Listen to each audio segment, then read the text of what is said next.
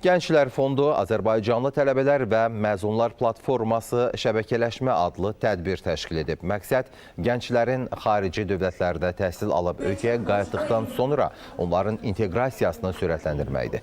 Xaricdə təhsil alan 100-dən çox Azərbaycanlı gənci bir araya gətirən tədbirdə Amerika Birləşmiş Ştatları, Birləşmiş Krallıq, Çin, Türkiyə və digər ölkələrdə təsis edilən tələbə təşkilatları təmsil olunub.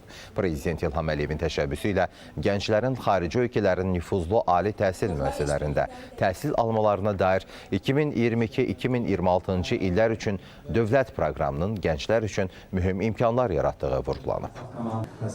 Bugün gördüyünüz tədbir ASAP-ın ilk şəbəkələşmə tədbiridir.